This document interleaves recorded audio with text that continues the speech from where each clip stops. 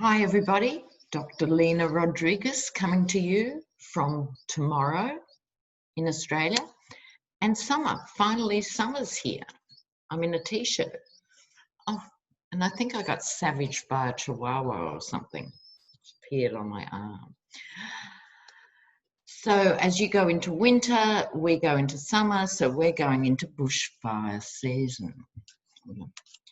But today I wanted to look at how the Yeti is traveling.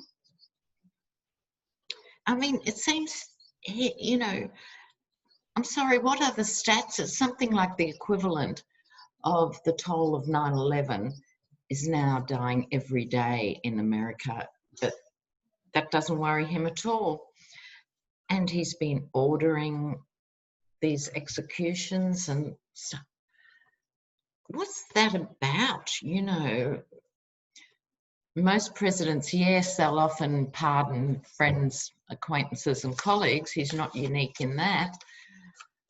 But this is seriously weird. So we're going to have a look at Trump's mental health just this week. I think every week matters. So I'm just going to have a quick look at his mental health for this week.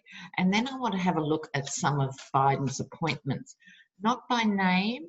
I want to get the tone. So who's going to win out of the old school Dems and the progressives? We'll see how that's going. The GOP really are not even worthy of a reading, but no doubt I'll get to them in due course. Yeah. But first of all, the Yeti this week. And in a couple of days, there's going to be an eclipse. And he was famously born during an eclipse. And astrologers tell me, it's going to be extremely confronting for him. That's a couple of days from now. So I thought, let's just do a dedicated look at this week.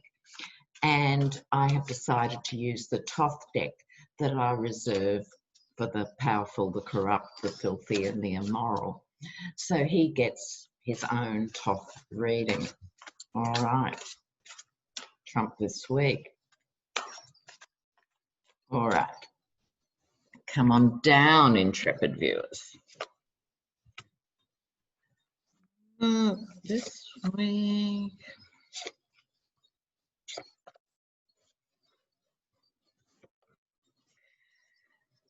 Okay, so in the middle, he gets the Lover's card. He's still miraculously got people who are supporting him. I mean, sorry, I digress, viewers. These court cases, each one keeps failing, but they keep going ahead. And you might not have realised, but while you were sleeping, 2 new states were born. Okay, so there's New California and New Nevada. And they're part of this push to try and disrupt the election results.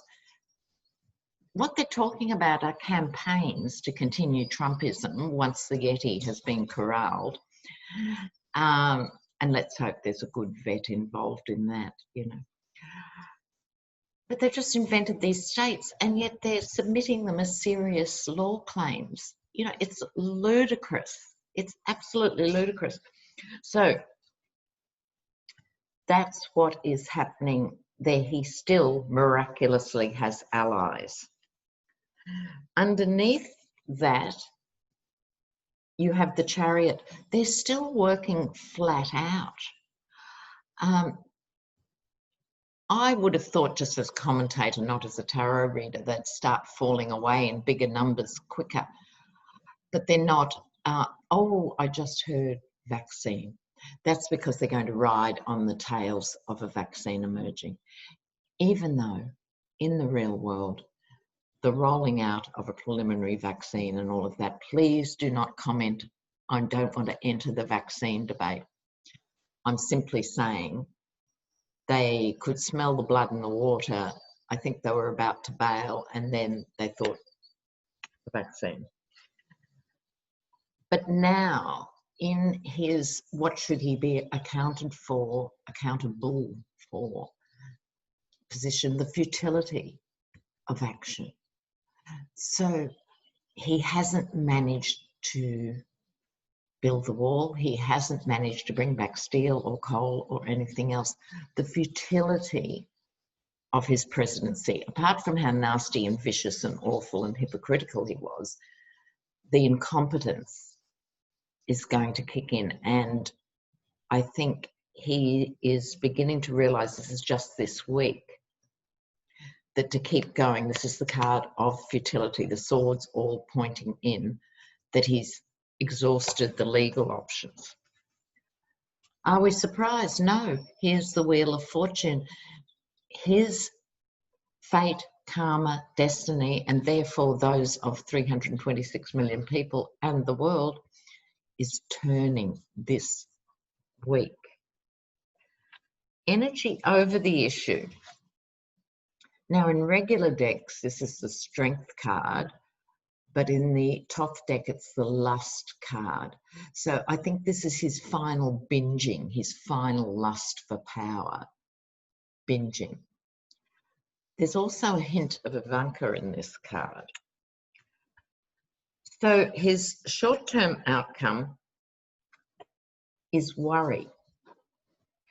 Now, actually, you need to sort of take into account, he's someone who's never been accountable for anything, so he's never worried about anything much. And so this is a foreign experience to be worried. And what would he be worried about? Well, he'd be worried about being seen as a loser, therefore he can't admit it, therefore he'll take everyone down the toilet with him rather than that. But he is worried. And I think the niece, Mary Trump, has done a great deal to help us all understand the machinations. It's a very mechanistic card. And the outcome, this is a swift decline. In other words, I'm going to stick my neck out and hope that after the 14th, so going into the end of next week, suddenly we're going to see a shift in the nature of the fate and karma of this story, which for many of us, and particularly you in America, is your real life. I think we're finally about to see a turn of the wheel. And bear in mind, with so much of this stuff, things happen, time is doing weird things, right? So things might seem very quick, other things seem agonizingly slow. It's really hard to get a grip on time.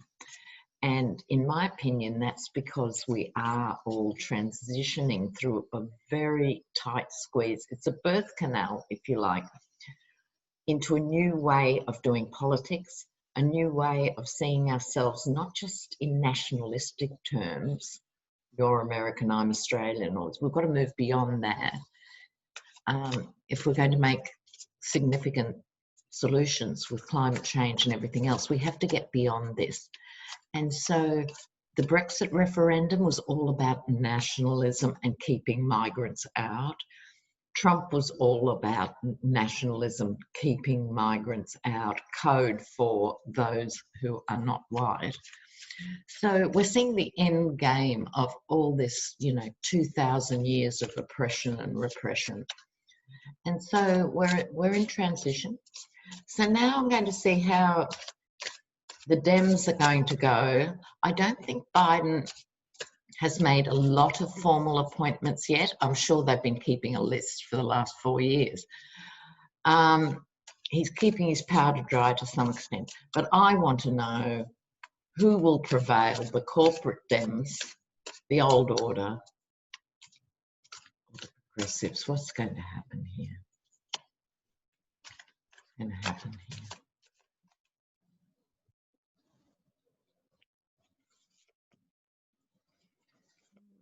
Oh, my pack's upside down, they're not reversals.